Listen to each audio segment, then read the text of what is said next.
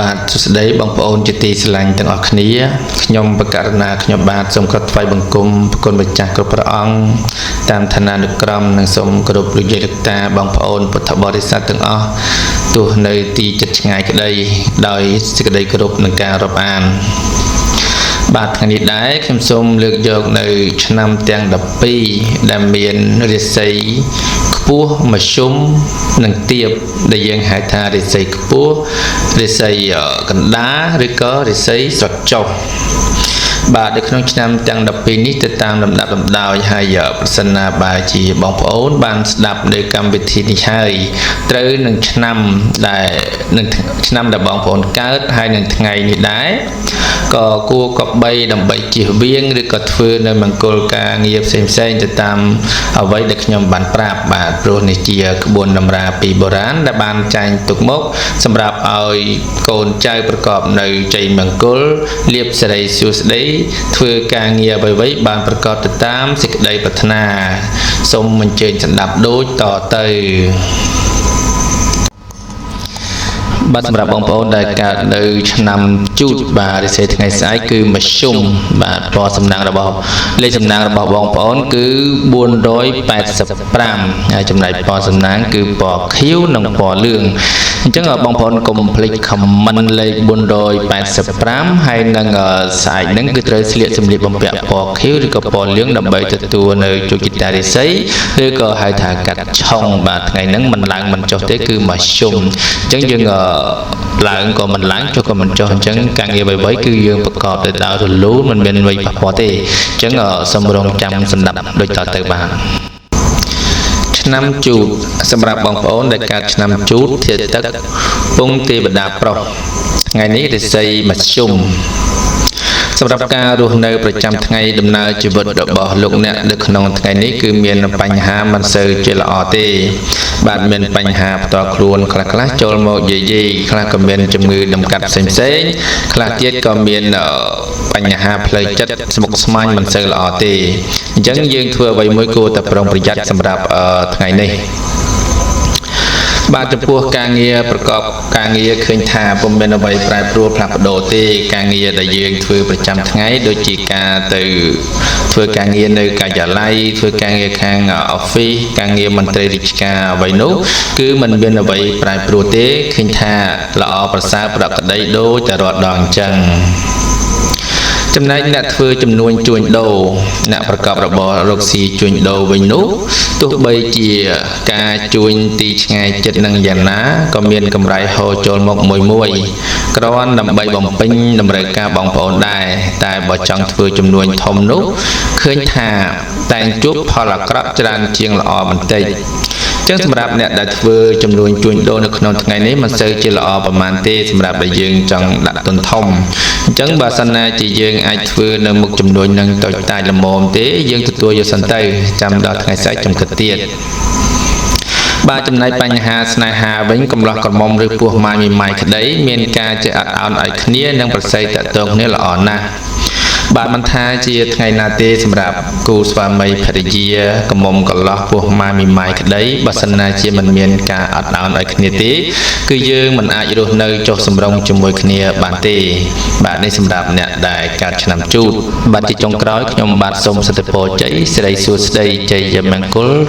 កើតមានដល់បងប្អូនដែលកើតនៅឆ្នាំជូតរាសីមធ្យមនៅក្នុងពេលនេះឲ្យប្រកបការងារអ្វីៗបានសម្រេចដោយសេចក្តីប្រាថ្នាហើយកុំភ្លេច share វីដេអូនេះមួយដាក់លេខ485ហើយសម្លៀកបំពាក់ដែលយើងស្លៀកពាក់ថ្ងៃស្អែកគឺពណ៌ខៀវនិងពណ៌លឿងបាទកុំភ្លេចធ្វើតាមដើម្បីជាការលើករាសីនិងធ្វើជោគវាសនារបស់យើងសំណាងល្អបន្តអំពីឆ្នាំជូតទៅខ្ញុំបាទសូមលើកយកនៅឆ្នាំឆ្លូវបន្តទៅទៀតបា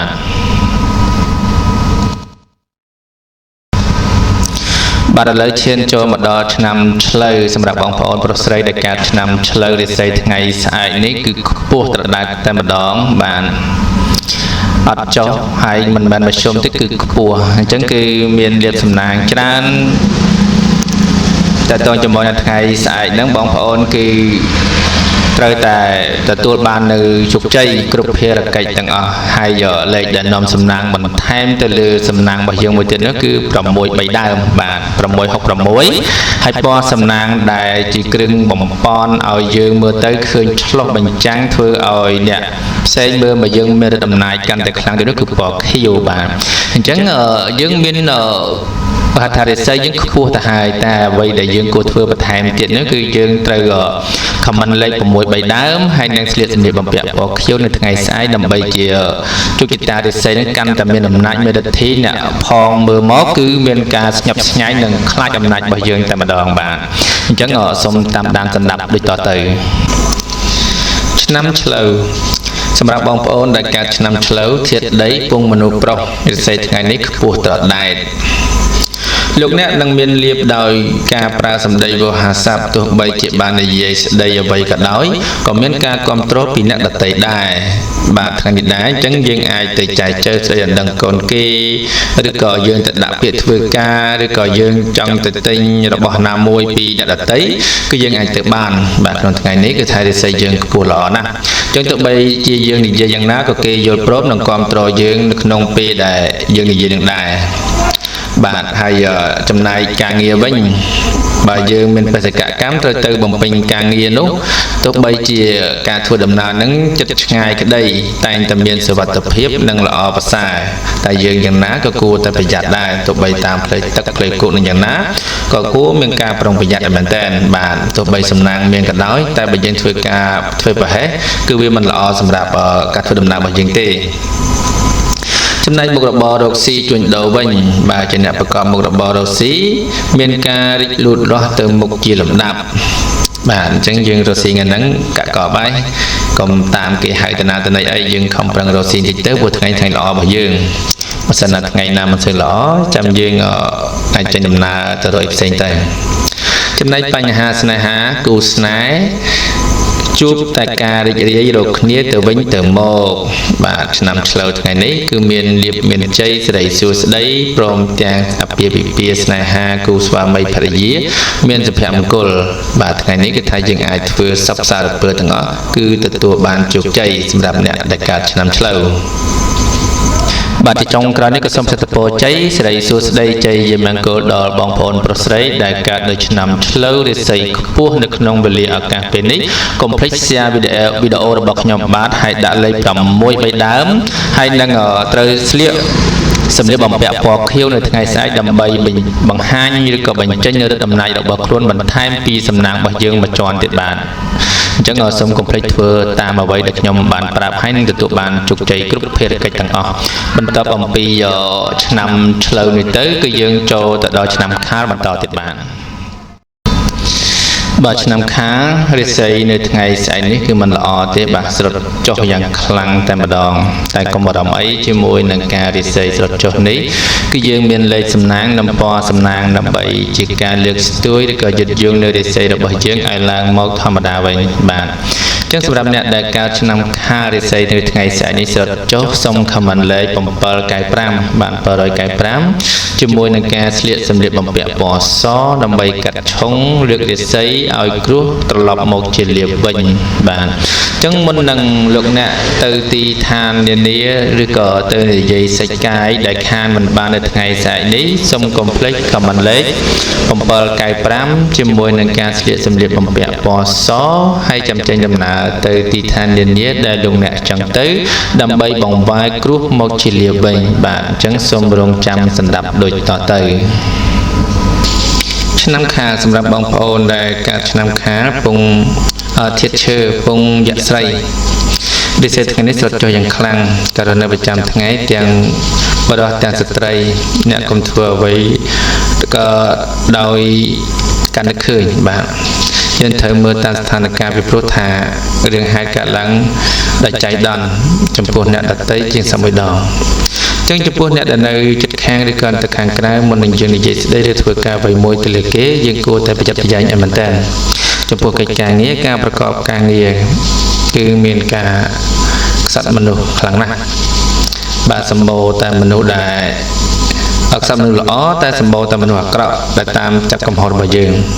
ការធ្វើចំនួនជួញដូរប្រកបរបស់រកស៊ីពេលនេះមានការហូរចេញចូលមិនទៀងទាត់ទេអញ្ចឹងអ្នកនរគ្នាគួរតែកុំបោះទុនធំច្រើនពេកអីកុំយកលុយទៅលេងលបែងស៊ីសងឬក៏ទៅភ្នាល់អីច្រើនវាអាចមានបញ្ហាដល់ខ្លួន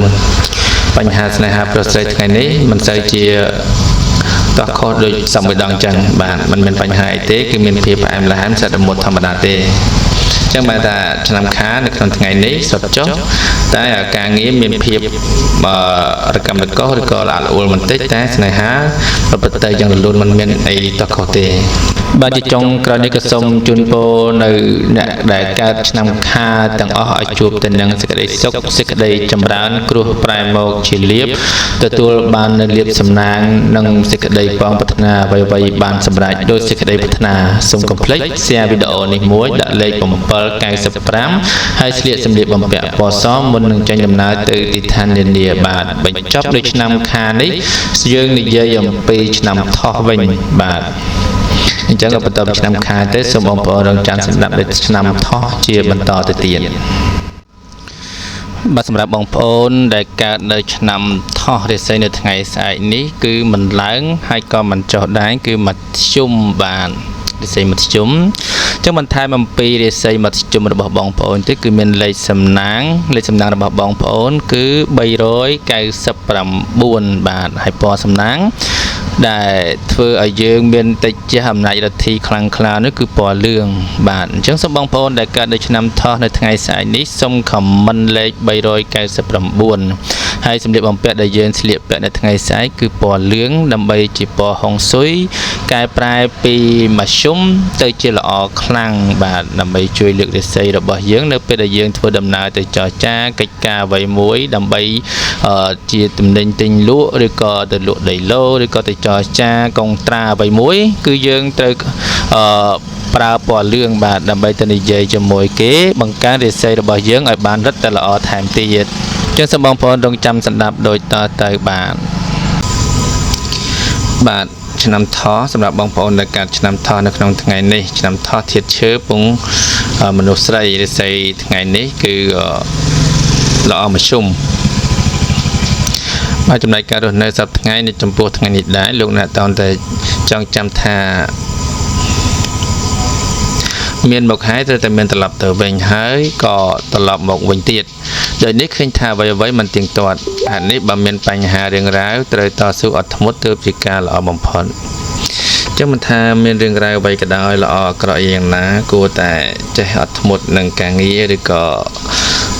ខំមុតខំកសង្កត់ចិត្តបន្តិចទៅថ្ងៃនេះអាចនឹងមានបញ្ហាបើសិនណាជាយើងធ្វើការអ្វីមួយដោយមិនបានពិចារណា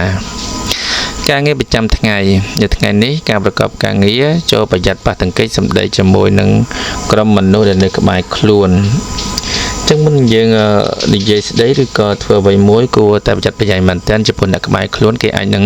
យកសម្ដីយើងទៅប្រាប់អ្នកផ្សេងឬក៏អាចនឹងធ្វើឲ្យមានបញ្ហាដល់ខ្លួនយើងការធ្វើចំនួនជួញដូរប្រកបរបររកស៊ីលោកអ្នកជួបរឿងខ្វល់ខ្វាយច្រើនព្រោះតែការងារជួញដូរទីចិត្តឆ្ងាយមិនសូវសមប្រកបច្រើនអង្គុយស្ងាត់ឬដកដង្ហើមចោលច្រើនជាងការធ្វើដំណើរទៅជិតឆ្ងាយចូលប្រយ័ត្នក្រុមមនុស្សបៀតបៀនយាយីដោយប្រការណាមួយ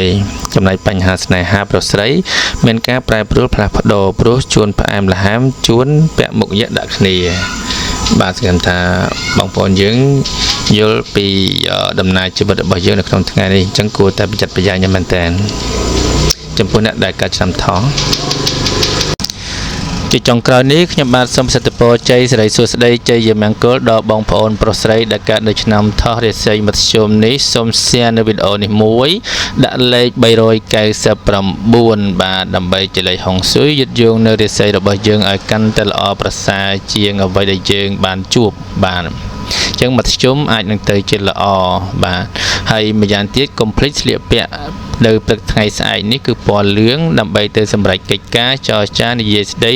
ទៅលើរឿងរ៉ាវអ្វីមួយនឹងបានសម្រេចដូចសេចក្តីប្រាថ្នា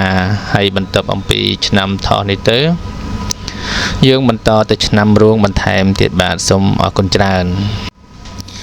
បាទសម្រាប់បងប្អូនដែលកើតឆ្នាំរោងនៅថ្ងៃស្អែកនេះគឺរាសីមិនឡើងហើយក៏មិនចុះដែរបាទគឺរាសីមធ្យម បាទសម្រាប់បងប្អូនដែលការឆ្នាំរោងនៅថ្ងៃស្អែករិស័យមធ្យមនេះគឺតែងតែប្រកបការងារអ្វីៗបានរលូនដូចសពមួយដងអញ្ចឹងតែអ្វីដែលពិសេសនោះគឺបងប្អូនត្រូវតែ comment លេខ374 734បាទសំទោសបាទ734ហើយសម្លៀកបំពាក់ពណ៌មាសបាទនៅថ្ងៃស្អែកហ្នឹងបាទ comment លេខ734គឺជាលេខនាំសំណាងហើយយើងស្លៀកពាក់ពណ៌មាសគឺជាពណ៌ដែលនាំងើហេងបាទមានន័យថារិស័យមធ្យមអាចធ្វើឲ្យរិស័យយើងទៅជាល្អបាទវាល្អវាហួសពីមធ្យមទៅគឺល្អហើយបាទអញ្ចឹងកុំភ្លេច comment លេខ734និងស្លៀកសម្លៀកបំពាក់ពណ៌មាសមុននឹងចេញដំណើរទៅទីឆ្ងាយឬក៏ទៅចរចារឿងកិច្ចការអ្វីមួយដើម្បីសម្រេចនៅគោលបំណងរបស់យើងបាទបើសិនណាជាយើងមិនបានធ្វើដូច្នោះទេរិស័យរបស់យើងមធ្យមហើយតែយើងមិនបានថាបន្ថែមនៅរិទ្ធអំណាចសង្កត់ទៅលើសត្រូវរបស់យើងឬក៏ទៅចរចាជាមួយដៃគូរបស់យើងឲ្យមានរិទ្ធិអំណាចឲ្យគេខ្លោបខ្លាចឬក៏មើលមកយើងមានដូចជាល្អនោះទេគឺវាពិបាកក្នុងការដោះស្រាយរឿងហ្នឹងណាអញ្ចឹងបានសូមឲ្យបងប្អូនហ្នឹង comment លេខ734និងស្លៀកសម្លៀកបំពាក់ពណ៌មាសដើម្បីនឹងទៅចរចាសម្រាប់នៅសេចក្តីប្រាថ្នារបស់បងប្អូននៅថ្ងៃស្អែកនេះបាទអញ្ចឹងសូមរងចាំស្ដាប់ដូចតទៅបាទបងប្អូនដែលកាត់ឆ្នាំរោងបាទនេះនៅក្នុងថ្ងៃនេះដែរឆ្នាំរោងធាតុមាសពងទេវតាប្រុសរិស័យថ្ងៃនេះល្អមធ្យមការរស់នៅប្រចាំថ្ងៃសម្រាប់ថ្ងៃនេះបាទនៅក្នុងសប្តាហ៍នេះសម្រាប់បរិះកាត់ឆ្នាំរោងចាប់ផ្ដើមទទួលរងប៉ះពាល់ខ្លាំងមិនថាជាកិច្ចការងារឬសំបីតែសម្ពាធប្រកាសជាដើមក្រៅពីនេះសុខភាពនិងសេចក្តីស្នេហាក៏លេចចេញជាបញ្ហាមិនល្អដូចគ្នាបាទអញ្ចឹងនៅកាត់ឆ្នាំរោងនៅក្នុងថ្ងៃនេះដែរគឺមិនសូវល្អទេបាទអញ្ចឹងគួរតែមានការប្រុងប្រយ័ត្នមែនទែនទាំងបញ្ហាសុខភាពទាំងទំនាក់ទំនងស្នេហាចំពោះកិច្ចការងារវិញបើមានឧបសគ្គហើយការពីមុន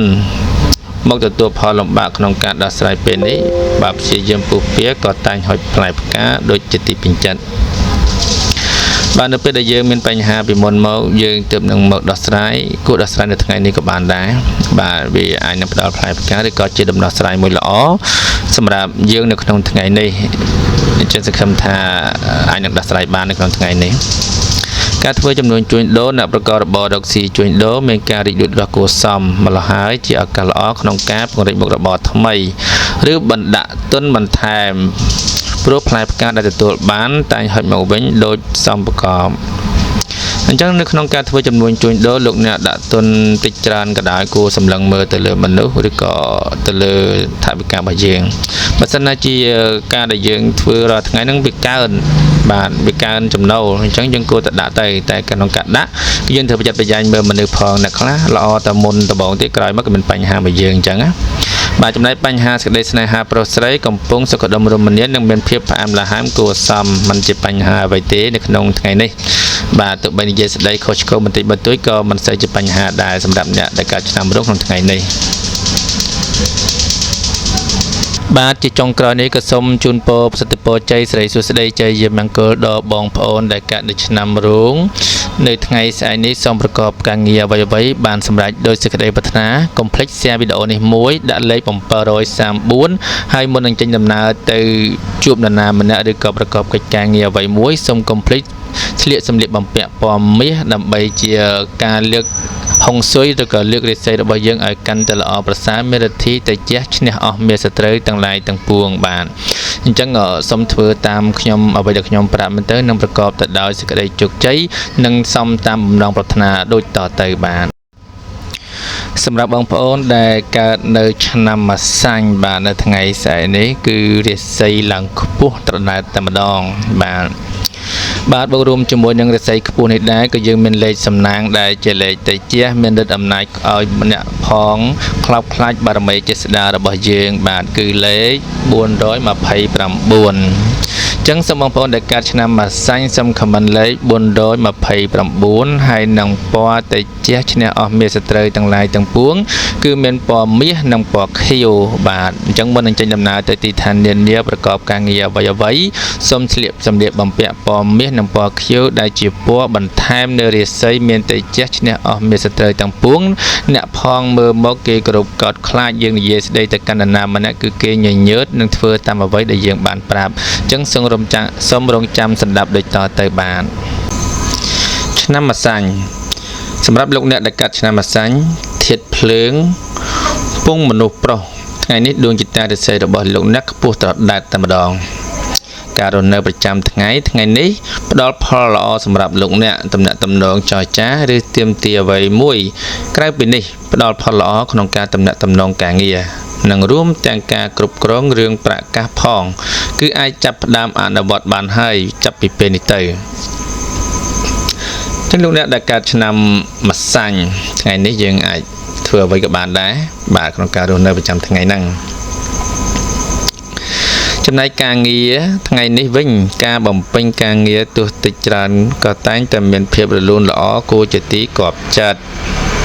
ការធ្វើចំនួនជួញដូរចំពោះអ្នកប្រកបរបររកស៊ីជួញដូរមានការទិញចូលលក់ចេញគ្រាន់រស់បន្តវិញអាយកម្រៃទៀតសោតគ្រាន់ជាទីកក់ក្ដៅដែរបាទយើងមានទឹកមាត់លាបតិចហើយសម្រាប់អ្នកដែលកើតឆ្នាំម្សាញ់នៅក្នុងថ្ងៃនេះយើងអាចថាម្សាមិញយើងលក់មិនសូវបានចូលដើមឬក៏ស្មើដើមតែថ្ងៃនេះយើងអាចមានចំណូលនឹងបានច្រើនជាងម្សាមិញវិញអញ្ចឹងយើងមានសង្ឃឹមទៅមុខទៀតចំណុចបញ្ហាស្នេហារីឯគូស្រករប្តីប្រពន្ធនិងគូប្រុសស្រីមានភាពស្រស់ស្រាយប្រៀបដូចត្រីក្នុងទឹកបាទมันមានបញ្ហាអ្វីទេគឺឡុកល្អឿនជាមួយគ្នាឯងតែទោះបីជាយ៉ាងណាក៏គួរកុំចាប់កំហុសគ្នាដោយមិនដឹងមូលហេតុឬក៏រករឿងគ្នាទៅវិញទៅមកចង់ឈ្នះចាញ់គ្នាពេលតតែយើងចេះអាស្រ័យអធិស្ឋានឲ្យគ្នាទៅវិញទៅមកទើបការរស់នៅរបស់យើងនឹងប្រកបដោយក្តីសុខបាទនេះសម្រាប់អ្នកដែលកាត់ឆ្នាំម្សាញ់បាទជាចុងក្រោយនេះក៏សូមប្រសិទ្ធពរជ័យសិរីសួស្តីជ័យមង្គលដល់បងប្អូនដែលកើតនៅឆ្នាំម្សាញ់រាសីខ្ពស់ត្រដែតនៅក្នុងវេលាឱកាសពេលនេះសូមកុំភ្លេច share នៅវីដេអូនេះដាក់លេខ429ហើយមុននឹងចេញដំណើរទៅទីឋាននានានៅព្រឹកថ្ងៃស្អែកនេះសូមស្លៀកសម្លៀកបំពាក់ពណ៌មាសនិងពណ៌ឬក៏ពណ៌ខៀវដើម្បីបង្ហាញពីរិទ្ធីតេជះឈ្នះអស់មាសត្រូវទាំងឡាយទាំងពួងមានអំណាចរិទ្ធីធ្វើឲ្យអ្នកដែលមើលមកយើងនឹងគឺខ្លោបខ្លាចអំណាចចេស្តារបស់យើងបានមួយកម្រិតទៀតទោះបីជាយើងនិយាយស្ដីការងារអ្វីៗគឺតែងតែបានសម្រេចដូចជាក្តីប៉ងប្រាថ្នាសូមធ្វើតាមអ្វីដែលខ្ញុំប្រាប់លោកអ្នកនឹងទទួលបានសមតាមបំណងដូចជាក្តីប្រាថ្នាបានបាទសម្រាប់បងប្អូនដែលកើតនៅឆ្នាំមមីនៅថ្ងៃស្អែកនេះបាទគឺរាសីឡើងខ្ពស់ត្រដែតតែម្ដងបាទគឺថាប្រកបការងារអ្វីៗតែងតែបានសម្រេចដោយសេចក្តីប្រាថ្នាបន្ថែមពីលើនៃសំណាងខ្ពស់ហើយរាសីខ្ពស់នេះទៀតគឺមានលេខសំណាងបាទគឺលេខ836ជាលេខនាំសំណាងបន្ថែមពីលើរាសីនឹងទៀតបូករួមជាមួយនឹងពណ៌បាទពណ៌តេជះតែយើងពាក់អាវតេជះដែលត្រូវទៅតាមពណ៌តាមក្បួនខ្នាតគឺពណ៌ប្រផេះបាទនៅថ្ងៃស្អែកនេះសូមបងប្អូនដែលកើតនៅឆ្នាំមមីរាសីខ្ពស់ឡើងត្រដែតនេះសូមខមមិនលេខ836ហើយមុននឹងចេញដំណើរទៅទីឋាននានាចរចាកិច្ចការកុងត្រាលក់ដូរទិញចូលនឹងយ៉ាងណាសូមពាក់អាវពណ៌ប្រផេះបាទបន្ថែមពីលើនៅរាសីរបស់បងប្អូនទៀតនោះគឺពណ៌ប្រផេះនេះគឺជាអាវតេជះឈ្នះអស់មាសត្រូវទាំងឡាយទាំងពួងដើម្បីឲ្យភាគីដៃគូរបស់យើងមើលមកយើងនឹងមានរិទ្ធីអំណាចតេជះខ្លាំងក្លានិយាយស្ដីទៅកាន់អ្នកណាអ្នកនោះតែងតែមានការយល់ស្របព្រមទៅតាមអ្វីដែលយើងចង់បានបាទអញ្ចឹងសូមសន្តាប់ដូចតទៅឆ្នាំមមីសម្រាប់បងប្អូនដែលកើតឆ្នាំមមីធាតុភ្លើងពងទេវតាស្រីដួងចិត្តរាសីថ្ងៃនេះខ្ពស់ត្រដែតតែម្ដងការរស់នៅប្រចាំថ្ងៃនៅថ្ងៃនេះគឺផ្ដល់ផលល្អសម្រាប់លោកអ្នកធ្វើអ្វីមួយដែលជារឿងសំខាន់ពីព្រោះថាផលដែលឆ្លើយតបគ្រាន់ជាទីគាប់ចិត្តបាទល្អប្រសើរណាស់ក្នុងថ្ងៃនេះកិច្ចការងារការប្រកបការងារវិញលោកអ្នកតែងមានមនុស្សជួយជ្រោមជ្រែងច្រើនហើយទោះធ្វើអ្វីក៏តែងតែអាចទម្លុះទម្លាយដល់ចាប់ចុងចាប់ដើមទៀតផង ការធ្វើចំនួនជួញដូរសម្រាប់អ្នកប្រកបរបររកស៊ីជួញដូរទាំងការជួញដូរទីជិតទីឆ្ងាយមិនថាផ្លូវគោកផ្លូវទឹកតែមានសុវត្ថិភាពសុខភាពល្អនិងអាចរកផលកម្រៃគ្រប់គ្រាន់ក៏ជាទីកក់ក្ដៅដែរបាទអញ្ចឹងយើងមិនថាទៅណាទៅណីទេសុខភាពក៏យើងមិនមានផលអ្វីរំខានការធ្វើដំណើរទៅមកក៏សុវត្ថិភាពល្អទៀតបាទសម្រាប់អ្នកកាត់ឆ្នាំមមីថ្ងៃនេះសម្ព័ន្ធភាពស្នេហាកំឡោះក្រមុំបើមានលក្ខណៈទុំជូរហើយជាពេលវេលាល្អសម្រាប់រៀបចំចូលដល់ចាស់ទុំផងដែរបាទបើជ្រុលជ្រួសហើយឬក៏ស្រឡាញ់គ្នាមែនទែនហើយយើងអាចនឹងដល់ពេលវេលាដើម្បីនឹងផ្សំផ្គុំគ្នាឲ្យខ្លាចជាប្តីប្រពន្ធពេញច្បាប់តែម្ដងទៅនេះសម្រាប់អ្នកដែលកើតឆ្នាំមមីបាទសម្រាប់អ្នកដែលកើតឆ្នាំមមីនៅក្នុងថ្ងៃនេះបាទជាចុងក្រោយនេះក៏សូមប្រសិទ្ធពរជ័យសិរីសួស្តីជ័យយាមង្គលដល់បងប្អូនដែលកើតនៅឆ្នាំមមីនៅថ្ងៃស្អែកនេះសូមប្រកបការងារអ្វីៗបានសម្រេចដោយសេចក្តីប្រាថ្នាហើយកុំភ្លេច share នៅវីដេអូនេះដាក់លេខ836មុននឹងចេញដំណើរទៅទីឋាននានាគឺពាក់អាវដេជះគឺពណ៌ប្រផេះបាទគឺពណ៌ប្រផេះដែលជាអាវធ្វើឲ្យលោកអ្នកមានរដ្ឋាភិបាលអំណាចខ្លាំងក្លាទៅចាស់ឈ្នះអស់មានសត្រូវទាំងឡាយទាំងពួងនិយាយស្ដីទៅកាន់ទីឋាននានាធ្វើឲ្យភាគីឬក៏ដៃគូរបស់យើងនឹងមានការយល់ព្រមឬក៏ធ្វើតាមអ្វីដែលយើងបានប្រាប់ដោយសេចក្តីប្រាថ្នាបាទសម្រាប់បងប្អូនដែលកើតនៅឆ្នាំមមែរិស័យថ្ងៃស្អែកនេះគឺខ្ពស់ត្រដែតតែម្ដងបាទប្រកបការងារអ្វីៗតែងតែបានសម្រេចដោយសេចក្តីប្រាថ្នាហើយលេខដែលនាំសំណាងបន្ថែមពីរាសីបន្តទៅទៀតនោះគឺលេខ264ហើយនឹងអាវតេជះឈ្នះអស់មាសត្រូវបន្ថែមពីរាសីខ្ពស់បន្ថែមទៀតពីលើទៀតនោះគឺពណ៌សឬក៏ពណ៌ទឹកប៊ិចបាទចឹងសម្រាប់បងប្អូនដែលកើតនៅឆ្នាំមមែរិស័យខ្ពស់នៅថ្ងៃស្អែកនេះសូមខមមិនលេខ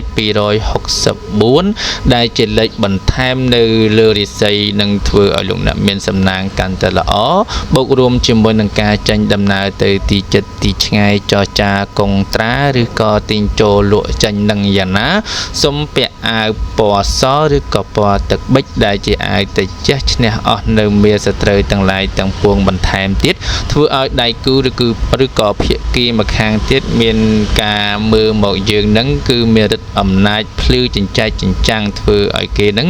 យល់ស្របឬក៏យល់ព្រមទៅតាមកុងត្រាឬក៏សំណើរបស់យើងដោយមិនញញើតឬក៏យល់ព្រមដោយមិនទើសទាល់អ្វីឡើយបាទអញ្ចឹងបងប្អូនដែលកើតនៅឆ្នាំមមែនៅថ្ងៃស្អែកនេះសូមខមមិនលេខ264បាទនៅខាងក្រោម channel របស់ខ្ញុំបាទនេះហើយនឹងពាក់អាវពណ៌សឬក៏ពណ៌ទឹកប៊ិចអញ្ចឹងសូមរងចាំសន្តាប់ដូចតទៅឆ្នាំមមែធាតុមាសពងទេវតាស្រីរាសីថ្ងៃនេះឡើងខ្ពស់បាទសម្រាប់លោកអ្នកដែលកើតឆ្នាំមមែថ្ងៃនេះណាបាទគ្រប់សកម្មភាពការងាររបស់លោកអ្នកនៅក្នុងថ្ងៃនេះមានភាពល្អប្រសើរអាចឲ្យលោកអ្នកដណ្ដើមបានស្នាដៃដ៏ធំធេងគ្មានអ្វីមករារាំងឡើយបើជាអ្នកប្រកបមុខរបររកស៊ីវិញមានការរីកចម្រើនកាត់កាលវាគុំសុខដុមរមនាតិចតិចមប្រសើរពេកណាស់រីឯបញ្ហាស្នេហាលោកអ្នកអាចបានជួបនឹងគូស្នេហ៍មានរូបសម្បត្តិល្អនិងលក្ខណៈសមរម្យដ៏វិសេសវិសាលបើមិនទាន់រៀបការទេបាទនេះសម្រាប់អ្នកដែលមិនទាន់រៀបការណាតែបើអ្នកដែលមានគូហើយក៏ជាពេលវេលាល្អលោកល្អឿននៅជាមួយគ្នាមិនមានអ្វីដែលជាផលរំខានឬក៏ទាស់ទែងខ្វែងគំនិតគ្នានោះទេបាទជាចុងក្រោយនេះក៏សូមប្រសិទ្ធពរជ័យសិរីសួស្តីជ័យយាមង្គលដល់បងប្អូនប្រុសស្រីដែលកើតនៅឆ្នាំមមែនៅថ្ងៃស្អែករាសីខ្ពស់ត្រដែតនេះសូមកុំភ្លេច share នៅវីដេអូនេះដាក់លេខ264និងមុនចេញធ្វើដំណើរទៅទីឋាននានាសូមពាក់អាវពណ៌សឬក៏ពណ៌ទឹកប៊ិចដែលជាអាវពណ៌តេជះឈ្នះអស់នៅមាសត្រូវទាំងឡាយទាំងពួងសូមឲ្យបងប្អូនប្រកប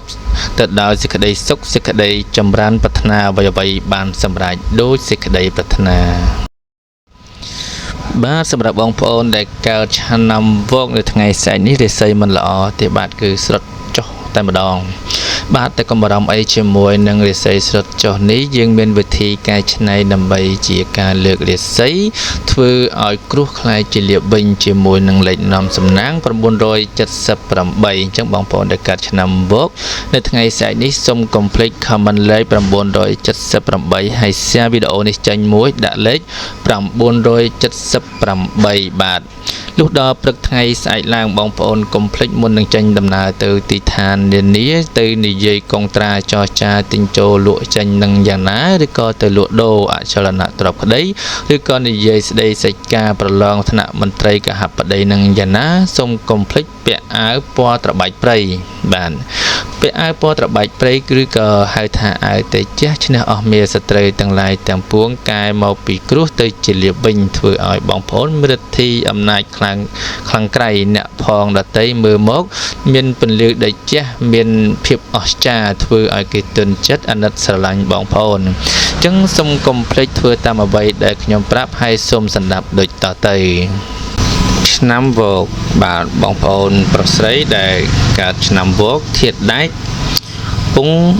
យៈប្រុសរាសីថ្ងៃនេះស្រុតចុះយ៉ាងខ្លាំងបាទថ្ងៃនេះមិនល្អទេសម្រាប់អ្នកដែលកើតឆ្នាំវកចំពោះការរស់នៅប្រចាំថ្ងៃទោះបីជាលោកអ្នកធ្វើដំណើរទៅណាមកណា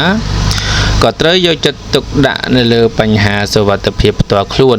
ដែលជាពិសេសចំពោះស្ត្រីភេទហាមធ្វើដំណើរទៅណាដាច់សង្វែងតែម្នាក់ឯងបាទមិនថាបរិសុទ្ធមិនថាស្ត្រីភេទទេបាទត្រូវថែរក្សាសុវត្ថិភាពប្រយ័ត្នសុវត្ថិភាពហើយនឹងជាពិសេសមនុស្សស្រីគុំធ្វើដំណើរទៅណាម្នាក់ឯងត្រូវមានគ្នាទៅជាមួយផងក្នុងថ្ងៃនេះប្រយ័ត្នជួបបញ្ហាផ្ទាល់ខ្លួនចំពោះកិច្ចការងារដំណើរជីវិតរបស់លោកអ្នកជួបបញ្ហារាំងស្ទះបន្តិចបន្តួចហើយជាពិសេស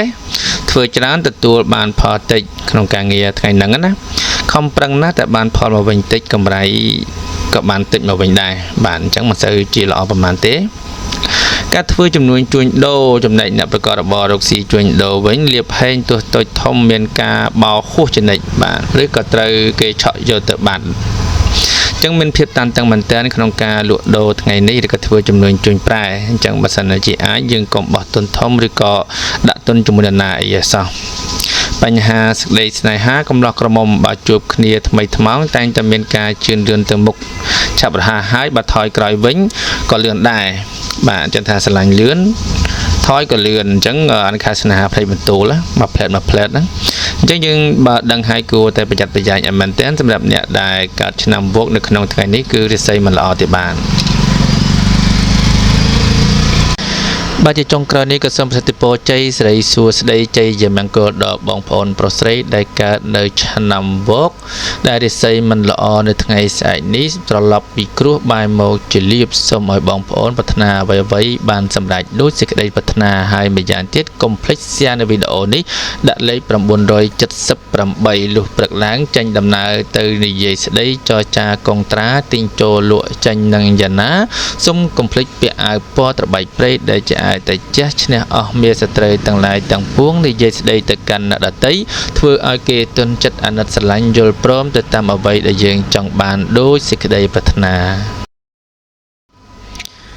បាទសម្រាប់បងប្អូនដែលកើតឆ្នាំរការាសីនៅថ្ងៃស្អែកនេះគឺត្រចះត្រចង់ខ្ពស់ត្រដែតតែម្ដងបាទប្រាថ្នាកិច្ចការងារអ្វីៗគឺបានសម្រេចដោយសេចក្តីប្រាថ្នាទៅណាមកណាអ្នកផងស្រឡាញ់អាណិតរាប់អានបន្ថែមពីរាសីនេះទៀតយើងមានលេខនាំសំណាងដែលជាលេខធ្វើឲ្យលោកអ្នកមានហុងស៊ុយកាន់តែល្អទៀតនោះគឺលេខ318បាទអញ្ចឹងសម្រាប់លោកអ្នកដែលកើតឆ្នាំរកានៅថ្ងៃស្អែកនេះកុំភ្លេច comment លេខ318ហើយ share វីដេអូនេះចេញទៅដាក់លេខ318ជាមួយនឹងពណ៌សំណាងដែលធ្វើឲ្យលោកអ្នកមានឫទ្ធិទៅចាស់ឈ្នះអស់មាសត្រូវទាំងឡាយទាំងពួងនិយាយស្ដីទៅកាន់ទីឋាននានាធ្វើឲ្យអ្នកផងឬក៏ដៃគូរបស់យើងទន់ចិត្តអាណិតស្រឡាញ់យើងគឺអាវពណ៌ខ្មៅបាទកុំភ្លេច ផ្សាច់ឡើងគឺពាក់អាវពណ៌ខ្មៅទៅនិយាយការងារផ្សេងៗឬក៏កុងត្រាទិញចូលលក់ចេញនឹងយ៉ាងណាបន្ថែមពីលើរិស័យរបស់យើងទៀតនោះគឺធ្វើឲ្យអ្នកដែលជាដៃគូសហការឬក៏ជាឈ្មួញរបស់យើងនោះមានការទុនចិត្តអាណិតស្រឡាញ់យល់ព្រមតាមសំណើរបស់យើងយ៉ាងឆាប់រហ័សដោយគ្មានសង្ស័យតែម្ដងបាទអញ្ចឹងសូមបងប្អូនរងចាំស្ដាប់ដូចតទៅឆ្នាំរកាចំពោះបងប្អូនដែលមានកើតឆ្នាំរកាធាតុដែកពងយៈប្រុសរិស័យថ្ងៃនេះខ្ពស់ទៅដែរតែម្ដងបាទសម្រាប់ការងាររស់នៅប្រចាំថ្ងៃនៅក្នុងថ្ងៃនេះលោកអ្នកនឹងមានអំណាចដ៏លើសលប់ដោយសារប្រេងសំណាងហើយក៏មានគេជូនជាវត្ថុមានតម្លៃមិនធ្លាប់មានពីមុនមកជាមួយគ្នានេះដែរនឹងអាចคล้ายទៅជាមនុស្សដែលមានការស្ញប់ស្ញែងពីជនទូទៅបាទថ្ងៃហ្នឹងមានការភ្ញាក់ផ្អើលឡើងខ្លាំងចំពោះអ្នកដែលកើតឆ្នាំរកាអញ្ចឹងយើងរៀបខ្លួនរឹកពីអីសំរុំតិចទៅបាទឃើញលោកមាននរណាម្នាក់អភិជនឬក៏អ្នកមានឬក៏មិត្តភ័ក្តិបងប្អូនណាជូនអំណោយដែលយើងមិនធ្លាប់មានពីមុនមកបើជាអ្នកប្រកបរបររកស៊ីវិញទោះបីជួញដូរទីចិត្តឆ្ងាយក្តីមិនថាទីកន្លែងណាទេរមែងបានផលសំប្រកបទាំងអស់បាទអូខេធ្វើបានគ្រប់យ៉ាងក្នុងថ្ងៃនេះតែបញ្ហាស្នេហាគឺមានភាពផ្អែមល្ហែមមែនតើជាមួយគ្នាបាទអ្នកកាត់ឆ្នាំរកាថ្ងៃនេះគឺអូខេគ្រប់យ៉ាងតែម្ដងបាទជាចុងក្រោយនេះខ្ញុំបាទសូមសតិពរជ័យសិរីសួស្តីជ័យយាមង្គលដល់បងប្អូនដែលកើតឆ្នាំរកាមានរិស័យខ្ពស់ត្រដែតនេះប្រកបការងារអ្វីបានសម្រេចដោយសេចក្តីប្រាថ្នាកុំភ្លេច share វីដេអូនេះចេញទៅដាក់លេខ313និងពេលព្រឹកឡើងមុននឹងនិយាយហាស្តីចេញដំណើរទៅទីឋាននានាសូមកុំភ្លេចពាក់អាវពណ៌ខ្មៅដែលជាអាវដែលចាស់ឈ្នះអស់មារសត្រូវទាំងឡាយទាំងពួងសូមឲ្យបងប្អូនប្រកបទៅដោយជោគជ័យមានសំណាងល្អពេញមួយថ្ងៃតែម្ដងបាទ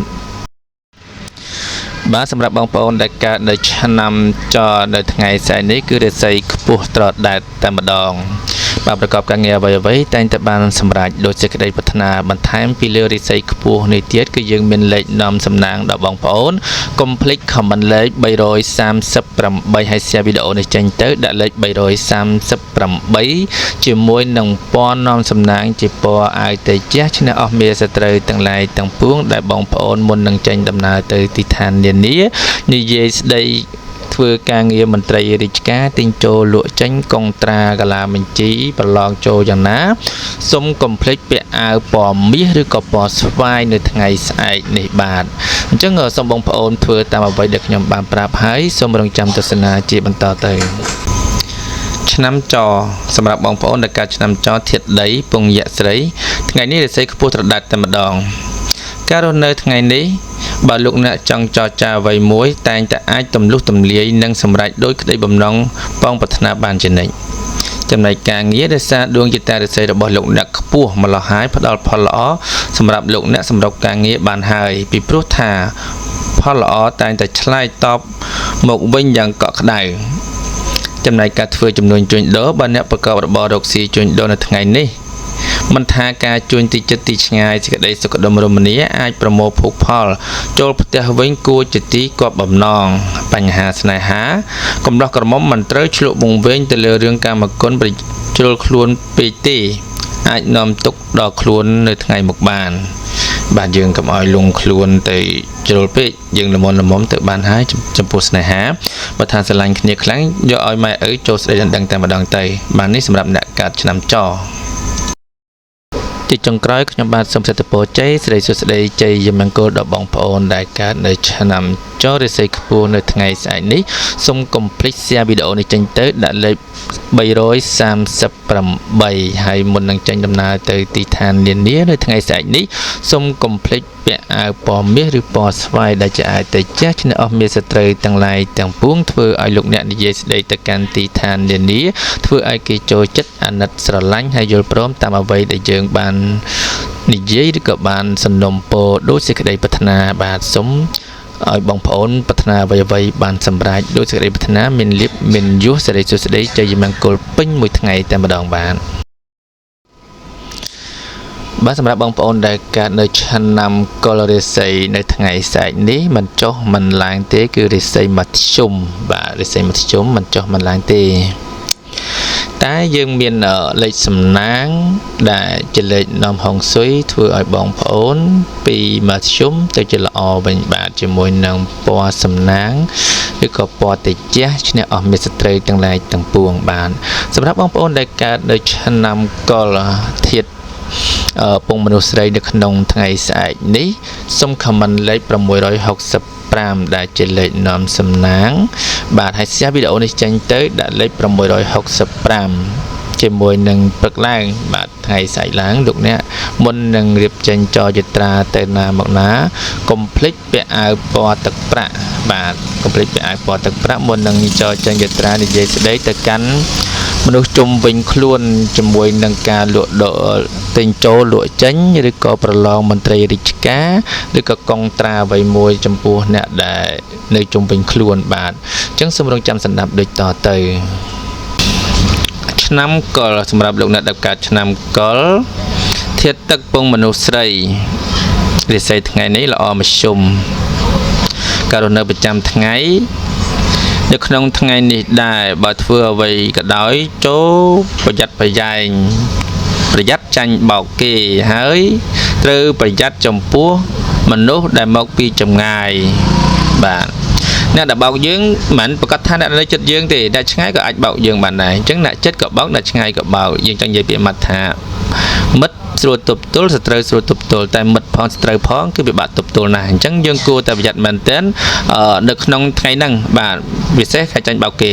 អញ្ចឹងយើងប្រយ័ត្នប្រយែងតិចទៅចំពោះបញ្ហាការងារដែលឡែកនៅក្នុងថ្ងៃនេះដែរការប្រកបការងារពុំសូវមានអ្វីប្រែប្រួលផ្លាស់ប្ដូរទេគឺដូចតែសប្ដងអញ្ចឹងពីម្សាមិញអាមិចថ្ងៃនេះគឺអញ្ចឹងឯងមិនមានបញ្ហាទេតែឃើញថាមកម្សាមិញវាអន់ថ្ងៃនេះក៏វាគ្រាន់បានដែរយើងគិតតែប៉ុណ្្នឹងទៅបានដែរការធ្វើចំនួនជួញដូរមានការប្រែប្រួលផ្លាស់ប្ដូរអត់ឈប់ឈរនេះទេត្រូវប្រយ័ត្នប្រយែងពាក្យសម្ដីបន្តិចទើបអាចជៀសផុតពីចំនួនណាមួយកាត់ឡើងជាមួយក្រុមមនុស្សនៅក្បែរខ្លួនឬសំបីតែមនុស្សមកពីចម្ងាយវាត្រឹមត្រូវហើយសម្រាប់អ្នកដែលជាការរកស៊ីវាសំខាន់ទៅលើសម្ដីគេថាអណ្ដាតជាអាចកន្លងបានសុកទុកផងក៏ព្រោះអណ្ដាតអញ្ចឹងបើសិនណាជាយើងធ្វើចំនួនជាមួយនឹងអតិថិជនឬក៏អ្នកមកពីចម្ងាយអីវាដាច់ម៉ូយហើយបាទឬក៏អាចនឹងមានទំនាស់ពាក្យសម្ដីជាមួយនឹងអ្នកលក់ដូចគ្នាក៏បានដែរអញ្ចឹងយើងគួរប្រយ័ត្នប្រយែងបន្តិចរឿងសម្ដីហ្នឹងបញ្ហាស្នេហាគូក្រងប្តីប្រពន្ធគូស្នេហ៍កំឡោះក្រមុំពោះម៉ាយមីម៉ាយក្តីនោះពុំសូវ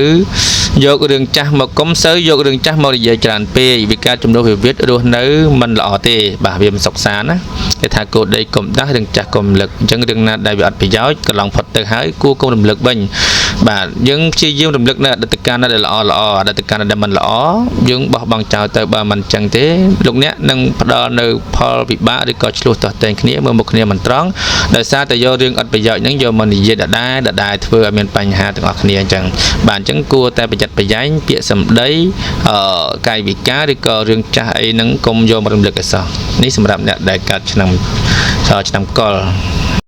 បាទសម្រាប់ជាចុងក្រោយនេះសម្រាប់បងប្អូនដែលកើតនៅឆ្នាំកុលនេះខ្ញុំបាទសូមសិទ្ធិពរជ័យសិរីសួស្តីជ័យមង្គលដល់បងប្អូនគ្រប់គ្នាឲ្យប្រកបទៅនឹងសេចក្តីសុខសេចក្តីចម្រើនប្រាថ្នាអ្វីបានសម្រេចដូចសេចក្តីប្រាថ្នាកុំភ្លេច share វីដេអូនេះចេញទៅដាក់លេខ665ហើយនឹងព្រលឹមឡើងមុននឹងចេញដំណើរទៅទីឋាននានាកុំភ្លេចពាក់អាវទឹកប្រាក់ដើម្បីជាអាវជាពរលើកសិរីសួស្តីជ័យមង្គលដល់បងប្អូនគ្រប់គ្នាសូមឲ្យបងប្អូនប្រកបការងារអ្វីបានសម្រេចដោយសេចក្តីប្រាថ្នាបាទគុណច្រើនសម្រាប់ការតាមដានទស្សនានៅវីដេអូនេះបាទសម្រាប់ឆ្នាំទាំង12ដែលខ្ញុំបានរៀបរាប់នៅខាងលើនេះគឺជាក្បួនបុរាណដែលគាត់បានចារទុកមកសម្រាប់ឲ្យកូនចៅជំនាន់ក្រោយអនុវត្តនិងធ្វើតាមអញ្ចឹងបើសិនណាជាបងប្អូនពុកម៉ែបងប្អូនទាំងអស់ដែលបានស្ដាប់ហើយមានឆ្នាំនៅក្នុងនោះដែរអញ្ចឹងគួរតែមានការប្រុងប្រយ័ត្នកុំឲ្យមានការខាតបង់ឬក៏រងទុក្ខវេទនាអញ្ចឹងយើងត្រូវប្រយ័ត្នទៅដើម្បីឲ្យមានជោគជតារាសីថ្ងៃល្អសម្រាប់ខ្លួនយើងផងដែរអញ្ចឹងសម្រាប់ក្នុងវេលាឱកាសពេលដែរខ្ញុំសូមជូនពរសិរីសួស្តីជ័យមង្គលចូលមានគ្រប់ក្រុមគ្រួសារលៀបហូរចូលលៀបជោគជ័យសិរីសួស្តីកែឈ្មោះលបាញ់ល្បីចូលដល់គ្រប់ក្រុមគ្រួសារទាំងអស់គ្នាសូមជម្រាបលា